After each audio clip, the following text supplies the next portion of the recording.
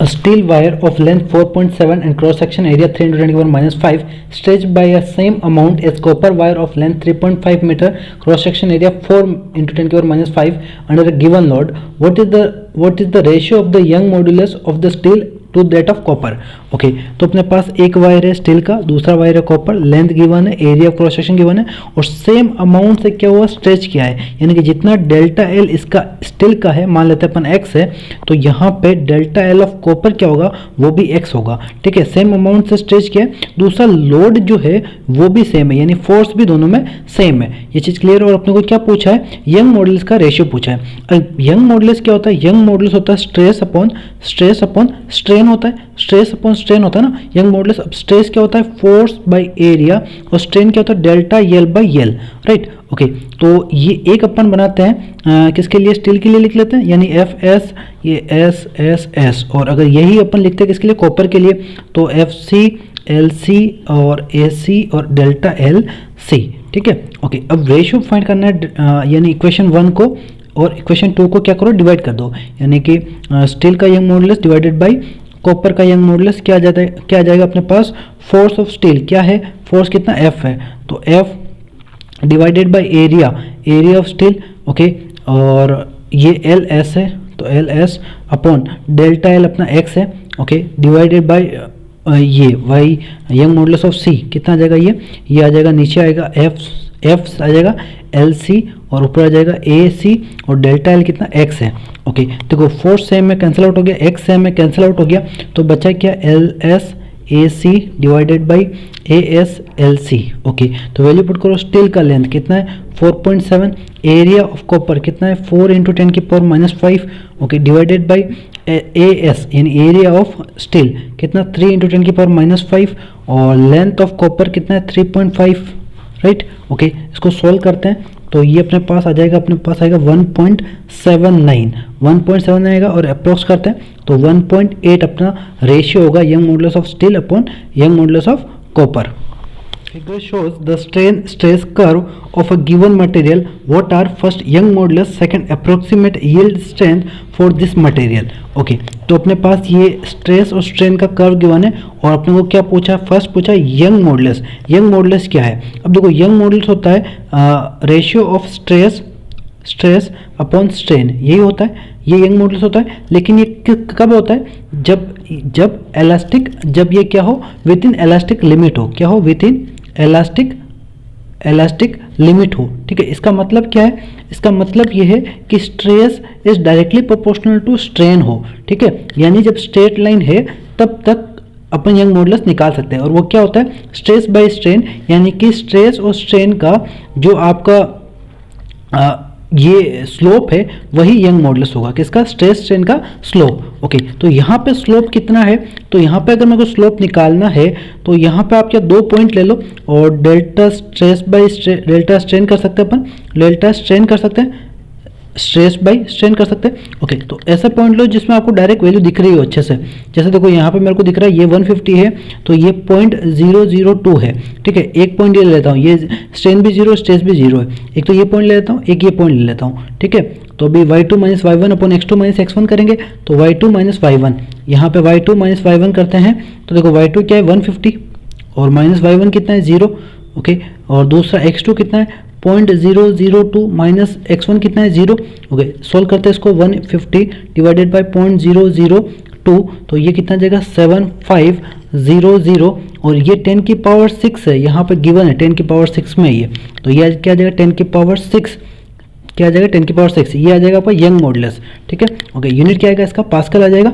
Okay, next क्या पूछा है अपने को, नेक्स्ट बी में पूछा है approximate yield strength for this material. अब यील्ड स्ट्रेंथ क्या होता है, देखो विद इन इलास्टिक लिमिट, यानी कि यहाँ से यहाँ तक तो अगर हम स्ट्रेच करते हैं तो वापस रीगेन हो जाता है, राइट। और ये हुक स्लोप फॉलो करता है, यानी stress directly proportional to strain होता है। लेकिन इसके बाद अगर अपन और स्ट्रेस करते हैं तो हुक स्लोप फॉलो नहीं होता, यहाँ से यहाँ तक हुक स्लोप फॉलो नहीं होगा। ठीक है, और ये जो मैक्सिमम पॉइंट है इसको बोलते हैं यील्ड पॉइंट, ठीक है। इसके बाद क्या है, अगर मैं यील्ड पॉइंट तक भी इसको स्ट्रेस करता हूँ ना, यानी फोर्स लगाता हूँ, तो भी ये वापस रीगेन हो जाएगा। यहाँ से यहाँ हुक लॉ फॉलो नहीं कर रहा है, फिर भी ये रीगेन हो जाएगा।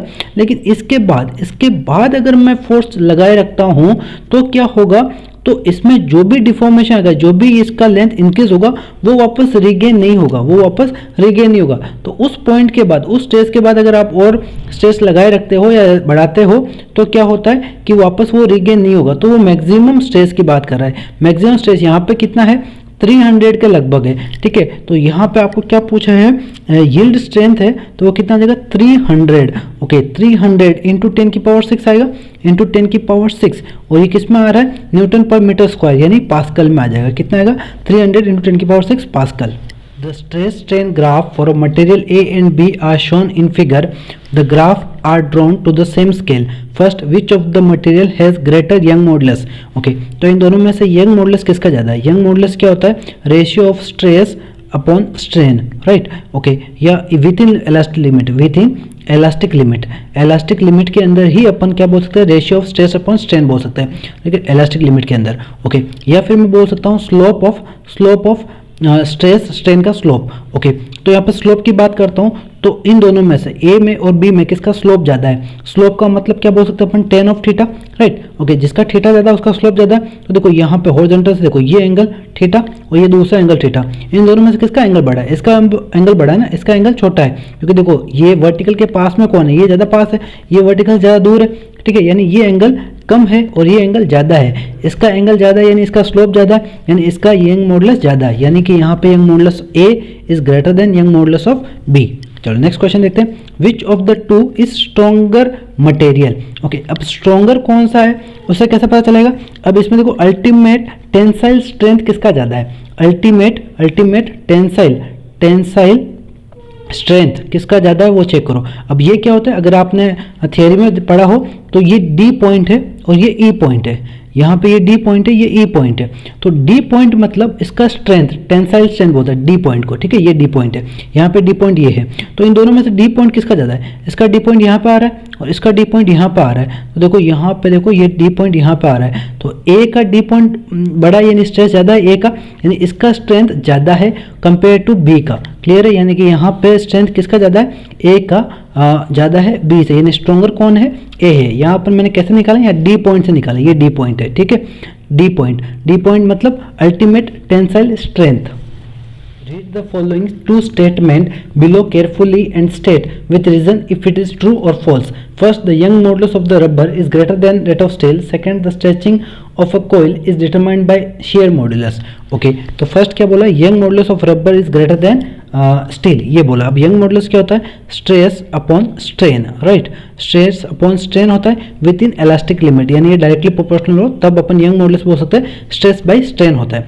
अब देखो यहाँ पे अगर मैं रबर को स्ट्रेच करता हूँ, ये मेरा रबर है, इसको मैं स्ट्रेच करता हूँ, यहाँ पे फोर्स लगाता हूँ, यहाँ पे फोर्स लगाता हूँ, ठीक है। स्ट्रेच करता हूँ, एक मान लो 5 न्यूटन फोर्स लगाता हूँ, स्ट्रेच करता हूँ, तो स्ट्रेन कितना होगा, बहुत ज़्यादा, यानी बहुत ज़्यादा एक्सपांड होगा ये, तो यहाँ पे स्ट्रेन ज़्यादा होगा रबर में।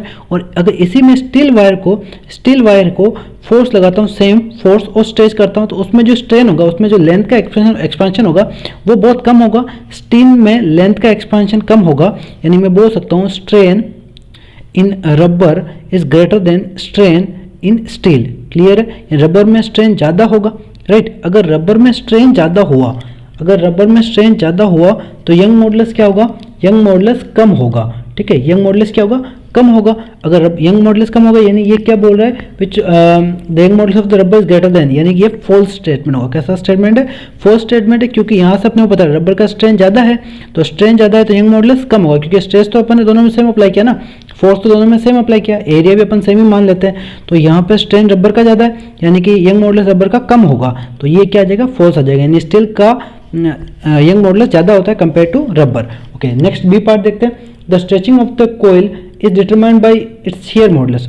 अब अगर कोयल को मैं स्ट्रेच करता हूँ, ये कोयल है, इसको यहाँ पे एक फोर्स लगाता हूँ, इक्वल एंड अपोजिट फोर्स, ठीक है, तो ये क्या इलेप्टिकल बनेगी शेप, तो इसका शेप और साइज चेंज हो रहा है, ठीक है, शेप और साइज चेंज हो रहा है और इक्वल एंड अपोजिट फोर्स लग रहा है, तो ये शेयर मॉडुलस होगा, क्लियर है। यहाँ पे क्या होगा, शेयर मॉडुलस ही होगा, यानी ये स्टेटमेंट क्या है आपका ट्रू है, क्योंकि अपने यंग मॉडुलस में पढ़ा है। यंग मॉडुलस में क्या होता है, लेंथ में चेंज होता है। क्या होता है, लेंथ में। यहाँ पर मैं फोर्स लगा दूं mg, तो इसमें लेंथ चेंज होगा, ठीक है। और बल्क मॉडुलस में क्या होता है कि आप चारों तरफ से इसके ऊपर, सभी साइड से ऊपर आप प्रेशर लगा रहे हो, ठीक है, फोर्स लगा रहे हो, ठीक है। तो उसका साइज क्या होता है, डिक्रीज या इंक्रीज होता है, राइट। तो वो किसमें, बल्क मॉडुलस आता है, यानी पानी के अंदर बात करते हैं अपन, लिक्विड के अंदर। और share modulus equal and opposite force लगाते हैं और शेप और साइज चेंज होता है तो शेयर मॉडुलस होता है। तो ये स्टेटमेंट ट्रू है।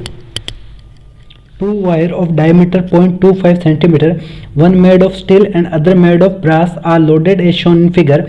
The unloaded length of the steel wire is 1.5 meter and that of brass is 1 meter. Compute the elongation of the steel and the brass wire. Okay, तो ये ऊपर वाला स्टील वायर है, नीचे वाला ब्रास वायर है। Length given है, mass given है और यंग मॉडुलस अपने को गिवन होगा। यहाँ से मैंने देख के लिखा है, बाकी ये क्या होगा, गिवन होगा आपको, ठीक है। ओके, अपने को चेंज इन लेंथ अपने को फाइंड करना है, ठीक है। ओके, तो यहाँ पे सबसे पहले यहाँ पे देख लेते हैं रिस्टोरिंग फोर्स कितना लग रहा है दोनों वायर के ऊपर। तो यहाँ पे देखो 6 kg की बात करता हूँ तो नीचे लग रहा है mg, तो ऊपर लग रहा है टेंशन। और टेंशन क्या है, यही आपका रिस्टोरिंग फोर्स है, यानी टेंशन T1 बोल देता हूँ। तो टेंशन T1 किसके इक्वल है, टेंशन T1 है वो mg के इक्वल है, राइट। यहाँ पे mg कितना है, 6 × 9.8, यही है, यानी ये 58.8 न्यूटन आपका रिस्टोरिंग फोर्स है। T1 लग रहा है किसके, ब्रास के ऊपर। और यही अपन स्टील के ऊपर बात करें तो ये मैं T2 लिख देता हूँ और नीचे T1 लग रहा है और नीचे mg लग रहा है, राइट। ओके, तो यहाँ पे T2 की बात करें तो T2 = T1 + mg होगा। ओके, T1 कितना है 58.8 और mg कितना है 4 × 9.8, सही है। तो इसको सोल्व करेंगे तो आ जाएगा 98 न्यूटन T2 लग रहा है। क्लियर है। ओके, यानी सिंपल बात करें तो ये अपने ब्रास के लिए रिस्टोरिंग फोर्स है और ये अपने किसके लिए है, ये अपन स्टील के लिए है। अब अपने को चेंज इन लेंथ पूछा है ना, तो चेंज इन इलोंगेशन पूछा है, इन डेल्टा एल पूछा है। तो यंग मॉडुलस क्या होता है, restoring force upon area of cross section और डेल्टा एल बाई एल होता है, यानी स्ट्रेस बाय स्ट्रेन होता है। ये मैंने लिखा है स्ट्रेस अपॉन स्ट्रेन लिखा है। ओके, तो यहाँ पे डेल्टा एल क्या आ जाएगा, ये आ जाएगा F S upon L into L S by Y S A S, right. S का मतलब ये अपन स्टील की बात कर रहे हैं। ओके, स्टील के लिए निकालते हैं रिस्टोरिंग फोर्स कितना है स्टील का 98 है। ओके, लेंथ ऑफ स्टील कितना है 1.5, young modulus of steel 2 × 10⁻11। Okay, area of cross section निकालना। अब यहाँ पे अपने को डायमीटर गिवन है, तो डायमीटर कितना देगा 2.25 सेंटीमीटर गिवन है। तो रेडियस क्या आ जाएगा, ये आ जाएगा 0.125 सेंटीमीटर। ओके, यानी कि यहाँ पे एरिया होगा पाई आर स्क्वायर, राइट। ओके, तो यहाँ पे वैल्यू पुट करते हैं तो पाई की वैल्यू है 3.14 और आर की वैल्यू 0.125 × 10⁻² का होल स्क्वायर। -2 क्यों लिया, क्योंकि ये सेंटीमीटर है, राइट। इसको सोल्व करेंगे तो अपना इलोंगेशन आ जाएगा किसके अंदर, स्टील के अंदर इलोंगेशन आ जाएगा। वो कितना आएगा, इसको सोल्व करेंगे तो अपने पास आएगा 1.49 × 10⁻⁴ मीटर इलोंगेशन स्टील के अंदर आ जाएगा, ठीक है। चलो नेक्स्ट देखते हैं अपन इलोंगेशन इन ब्रास के देखेंगे तो फॉर्मूला सेम है, FBLS/SB/YB/AB, राइट। ओके, तो ये कितना आ जाएगा, कितना है रिस्टोरिंग फोर्स TB है कितना है 58.8 और लेंथ कितना है 1 डिवाइडेड बाय यंग मॉडुलस कितना है 0.91 × 10⁻11 और एरिया कितना है 3.14 और सेम 125 × 10⁻² का होल स्क्वायर। इसको सोल्व करेंगे तो अपना एलोंगेशन आ जाएगा किसके अंदर, ब्रास के अंदर। वो आएगा 1.3 × 10⁻⁴ metre. The edge of an aluminium cube is 10 cm long. One face of the cube is firmly fixed to a vertical wall. A mass of 100 kg is then attached to the opposite face of the cube. The shear modulus of the aluminium is 25 GPa. What is the vertical deflection of this face? Okay, तो अपने को क्या दे रखा है, ये cube है जिसको इस दीवार से लगा रखा है, चिपका रखा है फेविक्विक से, और इस फेस के अपोजिट एंड पे ये मास लगा रखा है 100 kg का, ठीक है। और अपने को क्या पूछा है कि इसके अंदर देखो, इसको मैं यहाँ से खींचूंगा, फोर्स लग रहा है ना, यहाँ पे फोर्स लग रहा है mg फोर्स, तो ये क्या आएगा, इसका नीचे ये थोड़ा टेढ़ा हो जाएगा, ये क्यूब ऐसा हो जाएगा, राइट। ये कुछ क्यूब ऐसा हो जाएगा, तो ये कितना वर्टिकली कितना डिफ्लेक्ट ये होगा, इसमें चेंज आएगा, ये अपने को फाइंड करना है। मान लो ये चेंज x आता है तो x कितना है ये अपने को फाइंड करना है। ये चीज़ क्लियर है। ओके, तो यहाँ पे शेयर मॉडुलस में जो स्ट्रेन आ रहा है वो आ रहा है थीटा, कितना आ रहा है, थीटा चेंज आ रहा है। ओके, तो यहाँ पे शेयर मॉडुलस का फॉर्मूला क्या होता है, ये होता है शेयर मॉडुलस = रिस्टोरिंग फोर्स FS/एरिया ओके, और नीचे होता है स्ट्रेन, स्ट्रेन क्या है थीटा, राइट। ओके, तो यहाँ से मेरा थीटा इज इक्वल टू आ जाएगा F S divided by N in by A, right. Okay, eta by A आ जाए, ईटा इंटू ए आ जाएगा। ओके, रिस्टोरिंग फोर्स क्या है, यहाँ पे जो mg लग रहा है वही मेरा रिस्टोरिंग फोर्स है। ये mg कितना आ जाएगा, फोर्स कितना आएगा, ये 100 इंटू 9.8 यानी ये आ जाएगा 980। ओके, तो यहाँ रख देते हैं 980 और ये मेरा कितना देगा 25 जी का मतलब क्या है, गीगा कितना होता है 10 की पावर 9 होता है। ओके, और 10 एरिया निकालना है, तो लेंथ गिवन है, एरिया ऑफ क्या हो जाएगा, क्यूब क्या हो जाएगा, एल स्क्वायर हो जाएगा, यानी ये 0.01 मीटर स्क्वायर आ जाएगा। ठीक है, तो यहाँ पुट करते हैं 0.01। ओके, इसको सोल्व करते हैं तो अपना एंगल आ जाएगा, थीटा कितना आएगा, इसको सोल्व करेंगे तो ये आएगा अपना 3.92 इंटू 10 की पावर -6। ओके, अब थीटा क्या है, ये बहुत छोटा एंगल दिख रहा है, 10 की पावर -6 में आ रहा है, इसको मैं tan थीटा लिख सकता हूँ, थीटा क्या लिख सकता हूँ, tan थीटा लिख सकता हूँ। ओके, अगर मैं tan थीटा लिखता हूँ तो tan थीटा क्या होता है, perpendicular upon base, right, perpendicular upon base यानी x बाई ये l हो जाएगा, क्योंकि ये क्यूब है तो हर साइड l है, x बाई l हो जाएगा, ये कितना आ रहा है 3.92 इंटू 10 की पावर -6 आ रहा है। ओके, तो x इज इक्वल टू क्या आ जाएगा, l इंटू l कितना है 10 सेंटीमीटर यानी 0.1 इंटू 3.92 इंटू 10 की पावर -6, ये कितना आ जाएगा, ये आ जाएगा 3.92 इंटू 10 की पावर -7 मीटर आ जाएगा, या फिर अप्रोक्स बोले तो 4 इंटू 10 की पावर -7 मीटर आपका वर्टिकल चेंज आएगा, 4 इंटू 10 की power -7। 4 identical hollow cylindrical column of mild steel supported a big structure of mass 50,000 kg. The inner and outer radii of the column 30 and 60 cm. Assume the load distribution to be uniform. Calculate the compression strain of each column. Okay, तो ये अपना मास है कितना 50,000। Okay, और ये 4 pillar लगा रखे इसको होल्ड करने के लिए, तो यहाँ पे जो रिस्टोरिंग फोर्स है वो mg के इक्वल होगा और वो चारों में इक्वली डिस्ट्रीब्यूट होगा, ऐसा बोल रखा है। ठीक है, और एक जो पिलर है वो पिलर अंदर से होलो है और आउटर रेडियस गिवन है 60, इनर रेडियस गिवन है 30। ओके, अपने को स्ट्रेन पूछा है कितना होगा, तो स्ट्रेन इज इक्वल टू क्या आ जाएगा, स्ट्रेन इज इक्वल टू आ जाएगा आपका stress divided by Young modulus, right, stress divided by Young modulus आ जाएगा। ओके, तो यंग मॉडुलस अपने को स्टील का पता है, स्ट्रेस अपन रिस्टोरिंग फोर्स अपॉन एरिया कर सकते हैं, तो यहाँ पे एरिया की जरूरत पड़ेगी, तो एरिया कितना यूज आ रहा है, ये वाला एरिया है ना, तो एरिया क्या आ जाएगा पाई r square minus pi small r square. Okay, यानी 3.14 r स्क्वायर यानी 36.36 आ जाएगा, क्योंकि ये सेंटीमीटर है, -0.09। इसको सोल्व करेंगे तो ये आ जाएगा अपना 0.8478 मीटर स्क्वायर, ये अपने पास एरिया है एक का। ओके, तो अब ये चारों में इक्वली डिस्ट्रीब्यूट हो रहा है, तो यहाँ पे डिवाइडेड बाय फोर्स की बात करें तो एक पिलर की बात करें तो ये आ जाएगा mg/4, राइट। ओके, m कितना है 5000 डिवाइडेड बाई 4 और इंटू 9.8।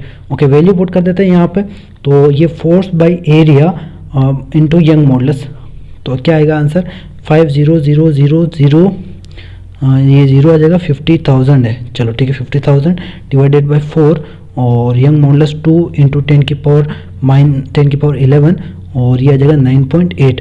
इसको सोल्व करेंगे तो ये आ जाएगा अपना 722445.8 इंटू 10 की पावर -11। ओके, या फिर आप लिख सकते हो 7.22 इंटू 10 की पावर क्या हो जाएगा 1 2 3 4 सब्ट्रैक्ट करो तो 10 की पावर -7 आ जाएगा, ये आपका आएगा स्ट्रेन, और स्ट्रेन का कोई यूनिट होता नहीं है।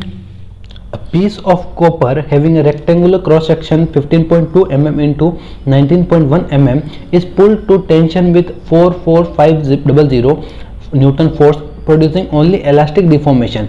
Calculate the resulting strain. Okay, तो ये अपने पास स्टील का ऑब्जेक्ट है, इसको अपन ने पुल किया टेंशन T से, ठीक है, तो दोनों तरफ टेंशन T लगेगा, यानी रिस्टोरिंग फोर्स कितना है, रिस्टोरिंग फोर्स की बात करें तो वो टेंशन जितना होगा। ओके, अब अपने को यहाँ पे स्ट्रेन पूछा है, स्ट्रेन क्या होगा, स्ट्रेन होगा आपका stress divided by Young modulus. अब स्ट्रेस क्या है, स्ट्रेस है restoring force divided by area, और यंग मॉडुलस आपका गिवन होगा। ओके, वैल्यू पुट करो, ये आएगा 44500 और एरिया कितना है 15.2 19.1 इंटू 10 की पावर -6, और यंग मॉडुलस स्टील का कितना होता है यहाँ पे, सॉरी कॉपर है ना, कॉपर का यंग मॉडुलस कितना होता है 120 इंटू 10 की power 9।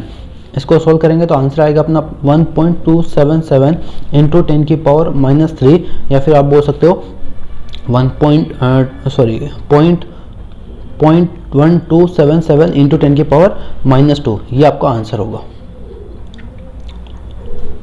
A steel cable with a radius of 1.5 cm support a chair lift at a sky area. If maximum stress is not exceed 10 की power 8 Newton per meter square, what is the maximum load the cable can support? Okay, तो ये अपना cable है steel का, और ये chair है, ये आपका रोपवे जैसा है, ये दो पहाड़ों पे लगा है, और ये आप इस केबल में बैठ के इस पार्ट से इस पार्ट जा सकते हो। ठीक है, तो इस केबल के बारे में गिवन अपने को रेडियस और मैक्सिमम स्ट्रेस कितना है वो गिवन है। तो यहाँ पे कितना लोड भर सकते हैं ये पूछा है, यानी कितना लोड सहन कर सकती है केबल, ये पूछा है। यानी कि यहाँ पे स्ट्रेस इज इक्वल टू क्या होता है, स्ट्रेस इज इक्वल टू होता है restoring force divided by area. अब फोर्स कितना है वही पूछा अपने को, तो फोर्स इज इक्वल टू क्या आ जाएगा, area into stress, right. Okay, तो एरिया क्या हो जाएगा πr², और स्ट्रेस अपने को गिवन है, राइट। ओके, तो वैल्यू पुट करते हैं, ये आ जाएगा 3.14, और r कितना है 1.5 इंटू 10 की पावर -2 का होल स्क्वायर, और स्ट्रेस है 10 की पावर 8। इसको सोल्व करते हैं अपन, तो ये अपने पास आ जाएगा फोर्स कितना आएगा, ये 7.065 इंटू 10 की पावर 4 न्यूटन फोर्स आ जाएगा। यानी इतना लोड ये चेन ये जो केबल है वो सहन कर सकती है। The rigid bar of mass 15 kg is supported symmetrically by 3 wires, each of 2 meter long. Those at each end are of copper and the middle one is of iron. Determine the ratio of the diameter of each if each is to have the same tension. Okay, तो अपने को find करना है diameter of copper by diameter of iron का ratio. Okay, तो यहाँ पर देखो दोनों का इनिशियल लेंथ सेम है, तीनों का इनिशियल लेंथ सेम है, और तीनों में जो टेंशन क्रिएट हो रहा है वो भी सेम हो रहा है। तो टेंशन इज इक्वल टू कितना होगा वो देख लेते हैं। तीनों को टेंशन ऊपर टी है और नीचे इसका mg लग रहा है, तो ये मोशन नहीं कर रहा है, यानी 3t इज इक्वल टू क्या है, mg है, यानी t is equal to mg/3 है, राइट। ओके, तो यहाँ पे वैल्यू पुट करते हैं, f 15 है और आपका g कितना है, mg g अपन 10 ले लेते हैं बाई 3, यानी कि कितना आ जाएगा 50 न्यूटन टेंशन आ जाएगा। ये तीनों में टेंशन सेम है और तीनों का इनिशियल लेंथ भी सेम है, तो यहाँ तीनों के अंदर जो एक्सपेंशन होगा, इलोंगेशन होगा वो भी सेम होगा। तीनों के अंदर जो इलोंगेशन होगा वो भी क्या होगा, सेम होगा। टेंशन सेम है, तो इलोंगेशन भी क्या होगा, सेम होगा। ओके, तो अपने को रेशियो पूछा है diameter of copper bye diameter of iron, तो कैसे निकालेंगे अपन, पहले यंग मॉडुलस देखते हैं। यंग मॉडुलस ऑफ कॉपर देखता हूँ, तो वो मेरा क्या आएगा, ये आ जाएगा रिस्टोरिंग फोर्स यानी tension by area of cross section और delta L by L, right. ये किसके लिए लिख रहा हूँ मैं, कॉपर के लिए लिख रहा हूँ। अगर कॉपर के लिए लिखता हूँ तो देखो लेंथ सेम है आयरन का और टेंशन सेम है, डेल्टा एल सेम है, तो ये सिर्फ कॉपर का अलग आएगा। और अगर यही मैं आयरन के लिए लिखता हूँ तो टेंशन, लेंथ और ए आई और डेल्टा एल, देखो डेल्टा एल तो दोनों के लिए चेंज है, चाहे आयरन की बात करो चाहे कॉपर की बात, इसलिए मैंने सेम रखा है। ओके, रेशियो फाइंड कर देते हैं अपन, फर्स्ट डिवाइडेड बाय सेकंड, दोनों को डिवाइड कर देते हैं। तो इसको मैं डिवाइड कर देता हूँ, देखो ये T L by A C delta L, और यहाँ आ जाएगा T L by A I delta L, तो ये पूरा कैंसिल आउट हो जाएगा। तो ये क्या आ जाएगा, A I by A C, right. Okay, A I यानी एरिया ऑफ आयरन क्या होगा, πr², और एरिया ऑफ कॉपर क्या होगा, πr², राइट। लेकिन ये आ जाएगा आयरन के लिए, ये आ जाएगा कॉपर के लिए, पाई वापस कैंसिल, तो यहाँ पे r iron divided by r of copper का होल स्क्वायर। अब इसको 2 से ऊपर नीचे मल्टीप्लाई कर दो तो यही हो जाएगा आपका diameter of iron divided by diameter of copper का होल स्क्वायर। ओके, तो यहाँ पे मैं diameter of iron divided by diameter of copper करता हूँ, सही लिखा ना अपन, तो ये आ जाएगा root of Y C by Y I, right. Okay, इसको अपने को उल्टा फाइंड करना है, D C by D I, तो ये इसमें उल्टा हो जाएगा Y I by Y C.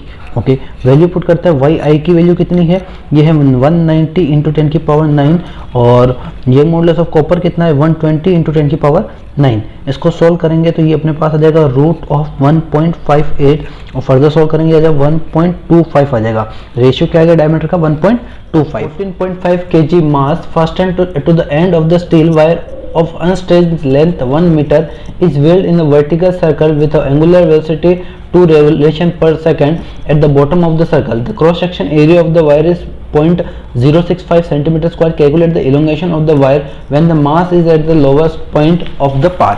Okay, तो जब मास यहाँ होता है और ये पूरा वर्टिकल सर्कल कर रहा है ऐसे, तो जब मास लोअर मोस्ट पॉइंट पे होता है तो इसका इलोंगेशन कितना होगा, डेल्टा एल, ये अपने को फाइंड करना है।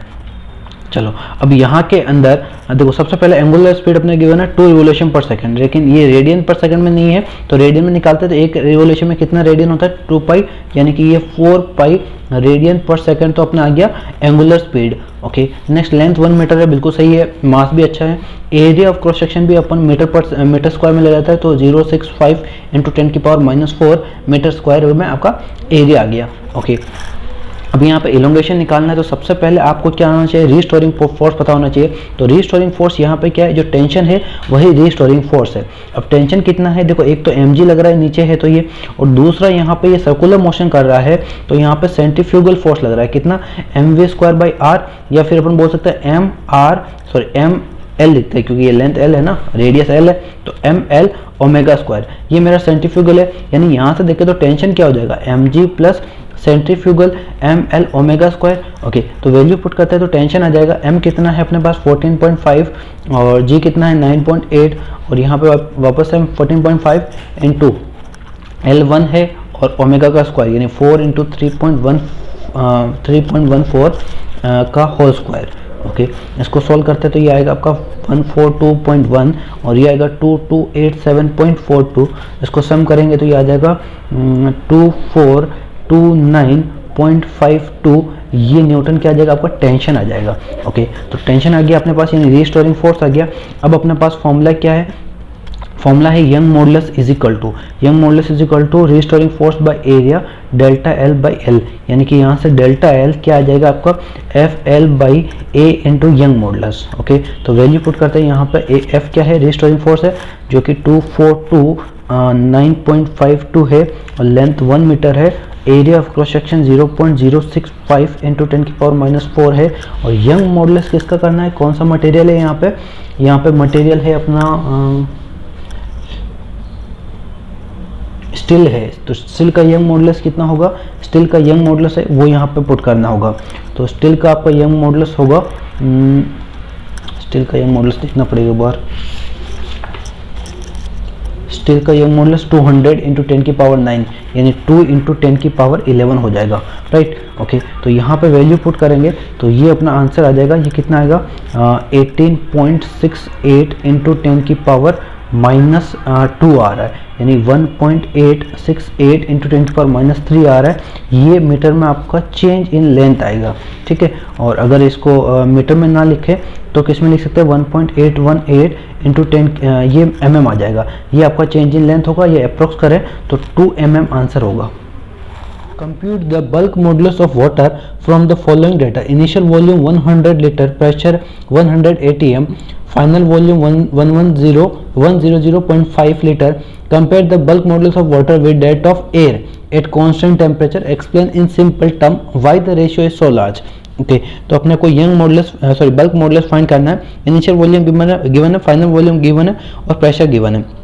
देखो वॉल्यूम मेरे को लीटर में दे रखा है तो मैं मीटर क्यूब में करूंगा तो कैसा आएगा, 10⁻³ से मल्टीप्लाई कर दो तो ये मीटर क्यूब में आ जाएगा, यानी 0.1 मीटर क्यूब इनिशियल वॉल्यूम है। और प्रेशर मेरे को एटीएम में गिवन है और पास्कल में कन्वर्ट करना है, तो 1.013 × 10⁵ से मल्टीप्लाई करते हैं तो ये आ जाएगा 101.3 × 10⁵ न्यूटन पर मीटर स्क्वायर, यानी पास्कल में आंसर आ जाएगा। ओके, और वॉल्यूम को भी अपन वापस मीटर में कन्वर्ट करना है तो वापस इसी से मल्टीप्लाई करें 10⁻³ से, तो क्या आ जाएगा 0.1005 × मीटर क्यूब आ जाएगा आपका वॉल्यूम, फाइनल वॉल्यूम। ओके, तो अब यहाँ पे बल्क मॉडुलस क्या होता है, बल्क मॉडुलस होता है प्रेशर डिवाइडेड बाय स्ट्रेन, कितना होता है delta V by V, right. Okay, अब डेल्टा V क्या है, change in volume. Change in volume क्या है, V final minus V initial. V final कितना है 0.1005 और V इनिशियल कितना है 0.1, यानी ये कितना है 0.0005।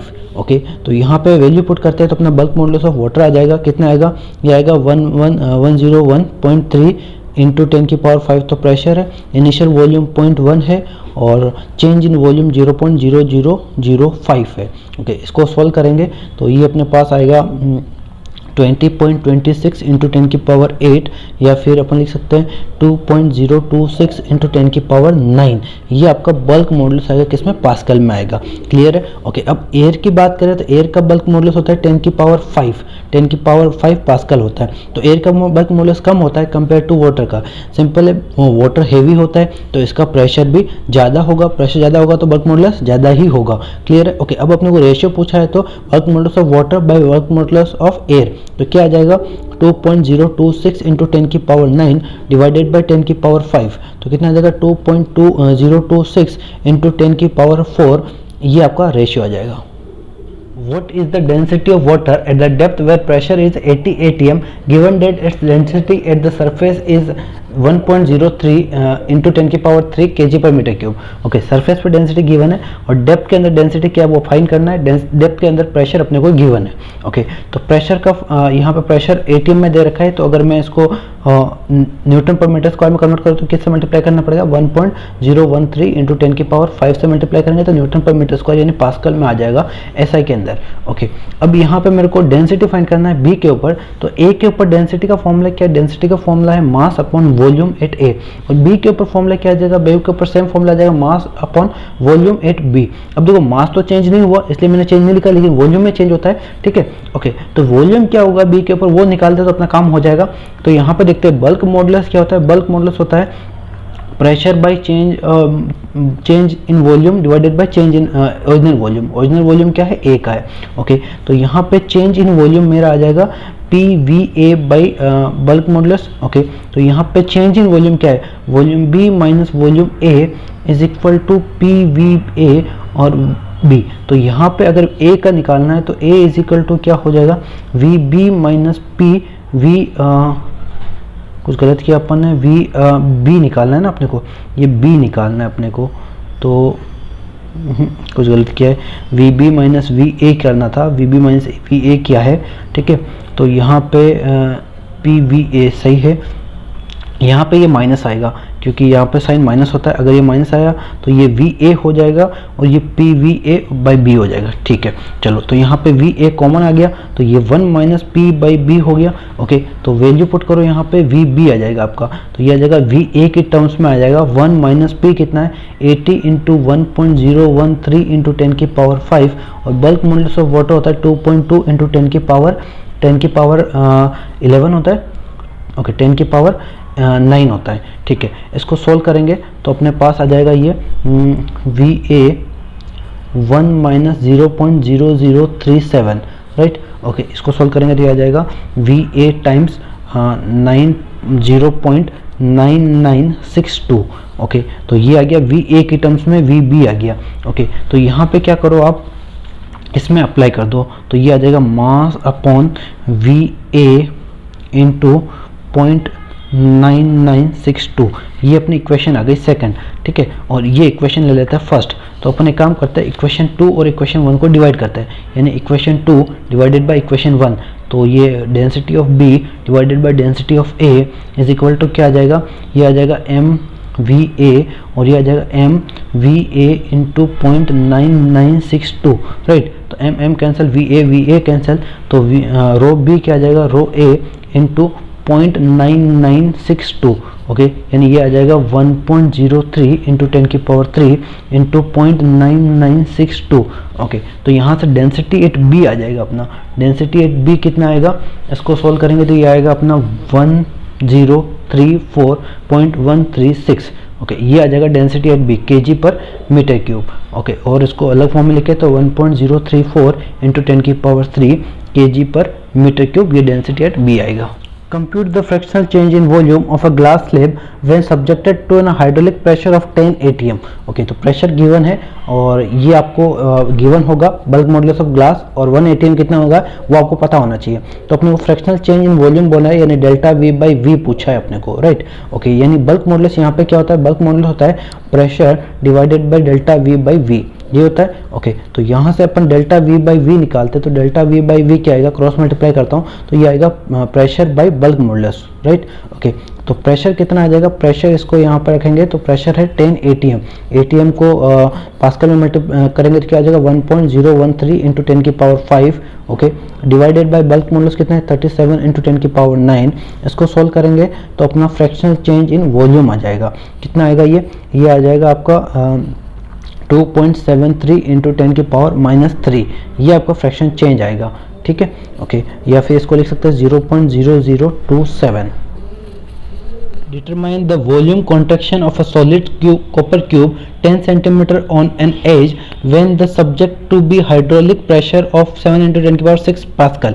ओके, तो प्रेशर गिवन है, लेंथ गिवन है क्यूब का, और बी आपको गिवन होगा किसका, कॉपर का गिवन होगा। ओके, तो यहाँ पे चेंज इन वॉल्यूम पूछा है, तो यहाँ पे बल्क मॉडुलस क्या होता है, बल्क मॉडुलस होता है pressure divided by change in volume divided by volume, ठीक है, यानी कि चेंज इन वॉल्यूम आ जाएगा PV by B, right. Okay, यहाँ पे देखो कॉन्ट्रैक्शन बोला है, क्योंकि हमेशा जब आप प्रेशर लगाते हैं तो इसका वॉल्यूम क्या होता है, कम होता है, तो इसीलिए चेंज इन वॉल्यूम कम होगा, इसलिए इसका नाम कॉन्ट्रैक्शन बोला है। तो चेंज इन वॉल्यूम क्या होगा, प्रेशर कितना है 7 इंटू 10 की पावर 6। ओके, वॉल्यूम अपने को नहीं पता, तो वॉल्यूम क्या होता है L³ होता है। ओके, तो 10 सेंटीमीटर को मैं 10 इंटू 10 की पावर -2 मीटर लिख सकता हूँ, और इसका क्यूब करेंगे तो ये आपका आ जाएगा वॉल्यूम, यानी 10 की पावर -3 मीटर क्यूब आपका वॉल्यूम आ जाएगा। तो यहाँ पर 10 की पावर -3 से मल्टीप्लाई कर दो, divided by bulk modulus 140 into 10 की पावर 9। ओके, इसको सोल्व करेंगे तो अपने पास ये आ जाएगा चेंज इन वॉल्यूम, ये कितना आएगा, ये आएगा आपका 50 इंटू 10 की पावर -9 मीटर क्यूब आएगा, ये आपका चेंज इन वॉल्यूम आएगा, ठीक है। तो इसी को अपन क्या लिख सकते हैं, 5 इंटू 10 की पावर -8 मीटर क्यूब लिख सकता हूँ। ओके, और अगर सेंटीमीटर क्यूब लिखना है तो 5 इंटू 10 की पावर -2 सेंटीमीटर क्यूब लिख सकता हूँ। ओके, इसको 0.05 सेंटीमीटर क्यूब भी लिख सकते हैं। तो ये आपका चेंज इन वॉल्यूम आएगा, और इतना वॉल्यूम कम होगा आपका। How much should the pressure on a liter of water be changed to compress it by 0.10%? Okay, तो अपने पास 1 लीटर पानी है, उसको कितना प्रेशर लगाए ताकि ये इतना कंप्रेस हो जाए, यानी कि ये इतना % कंप्रेस हो जाए। अब इतना % कंप्रेस मतलब डेल्टा V बाई V का 100% करते हैं, इंटू 100 करते हैं, तो ये 0.01 आए, राइट, ये अपने को गिवन है। यानी कि यहाँ पर डेल्टा V बाई V कितना आ गया, ये आ गया 0.10 डिवाइडेड बाई 100 आ गया। ओके, तो यहाँ पे अपने को प्रेशर पूछा है ना, प्रेशर पूछा है, तो यहाँ पे बल्क मॉडुलस इक्वल टू क्या होता है, ये होता है pressure by delta V by V होता है, राइट। ओके, तो यहाँ से मेरा बल्क मॉडुलस आ जाएगा, कितना आ जाएगा, प्रेशर आ जाएगा मेरा, प्रेशर कितना आ जाएगा, bulk modulus into delta V by V। Okay, तो बल्क मॉडुलस है 2.2 इंटू 10 की पावर 9, और डेल्टा V बाई V कितना है 0.10 डिवाइडेड बाई 100। ओके, इसको सोल्व करते हैं तो अपना प्रेशर आ जाएगा, वो आएगा 2.2 इंटू 10 की पावर 6 न्यूटन पर मीटर स्क्वायर, इतना प्रेशर अप्लाई करना पड़ेगा।